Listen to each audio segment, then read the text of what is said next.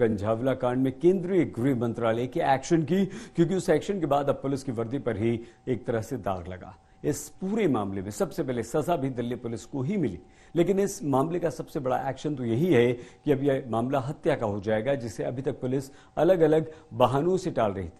गृह मंत्रालय के एक्शन के बाद अब एफआईआर में दफा 302 जोड़ दी जाएगी।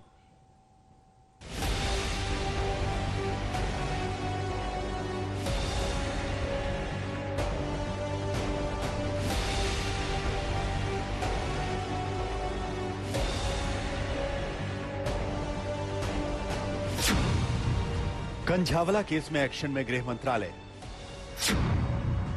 दिल्ली पुलिस की 3 पीसीआर वैन सस्पेंड, पुलिस के खिलाफ गृह मंत्रालय का एक्शन। कंझावला केस में अब जुड़ेगी दफा 302। कंझावला केस यानी नए साल के पहले दिन 1 जनवरी की सुबह से पहले हुई उस खौफनाक वारदात को लेकर केंद्रीय गृह मंत्रालय अब एक्शन में आ गया है। इस कंझावला कांड में अभी तक पुलिस इधर उधर की बात करके मामले को उलझाने की फिराक में लगी हुई थी। अभी जब तक सारी चीजें एनालाइज ना कर ले तब भी नहीं। मैम, पुलिस वालों की भी लापरवाही की बात जो सामने आ रही है उसको लेकर सारे एस्पेक्ट्स को एग्जामिन किया जा रहा है। जिस कांड में अभी तक पुलिस बड़ी ही लापरवाही भरे अंदाज में पुलिस की गलती को अनदेखा कर रही थी। 302 लगना या 304 लगना ये एक लॉ का मैटर है। मर्डर के लिए आप सभी को मालूम है कि एक मोटिव होना बहुत जरूरी होता है, एक इंटेंशन होना बहुत जरूरी होता है। अब उस मामले में गृह मंत्रालय ने एक्शन लिया है, क्योंकि कंझावला केस में केंद्रीय गृह मंत्रालय को रिपोर्ट सौंप दी गई है।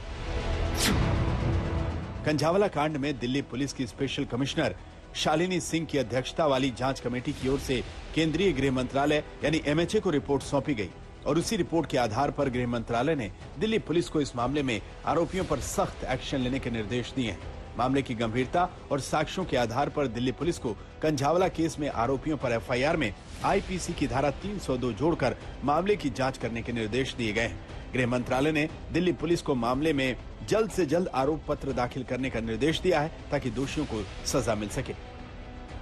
गृह मंत्रालय के इस एक्शन से अंजलि के घर वालों को राहत मिली है। जब तो वो मना करते थे, कहते थे एक नॉर्मल एक्सीडेंट है, कुछ ऐसा मर्डर वर्डर का कुछ नहीं हुआ, 302 नहीं लग सकती। जब पुलिस वाले मना करते थे, कहते थे वो नहीं लगेगी, मोटिव नहीं है, मोटिव नहीं है। अब कहाँ से मोटिव मिल गया, जब तो मना करते थे पुलिस वाले। लेकिन गृह मंत्रालय का एक्शन उस वक्त बेहद कड़ा हो गया जब विशेष आयुक्त शालिनी सिंह की अध्यक्षता वाली जांच समिति की रिपोर्ट सौंपे जाने के बाद ये कार्रवाई की गई। अधिकारियों ने कहा कि कंझावला मामले में दिल्ली पुलिस को 3 पीसीआर वैन व 2 पिकेट ड्यूटी पर तैनात सभी कर्मचारियों को निलंबित करने का निर्देश दिया गया है। अधिकारियों ने कहा कि गृह मंत्रालय ने दिल्ली पुलिस को पीसीआर वैन जांच चौकी के पर्यवेक्षक अधिकारियों को अपना कर्तव्य निभाने में असफल रहने के लिए कारण बताओ नोटिस जारी करने का भी निर्देश दिया। उस रात ड्यूटी पर तैनात पुलिस कर्मियों के खिलाफ अनुशासनात्मक कार्रवाई भी की जाएगी। दिल्ली पुलिस ने आश्वासन दिया है कि इन्वेस्टिगेशन जारी है। अगर आपको कोई भी डाउट लगता है तो आप जब मर्जी आके मिल सकते हैं। अभी हमको अपना काम करने दीजिए, और आपको जब भी कुछ भी लगता है कि गलत है तो आप मेरे से डायरेक्टली मिल सकते हैं मेरे ऑफिस में। गृह मंत्रालय ने दिल्ली पुलिस को मामले में जल्द से जल्द आरोप पत्र दाखिल करने का निर्देश दिया है, ताकि दोषियों को सजा मिल सके। दिल्ली पुलिस को भी ये सुनिश्चित करने का आदेश दिया गया है कि जांच में कोई भी ढिलाई न बरती जाए, और जांच की रफ्तार और प्रगति के बारे में गृह मंत्रालय को हर 15 दिन में रिपोर्ट सौंपने का साफ साफ निर्देश दिया गया है।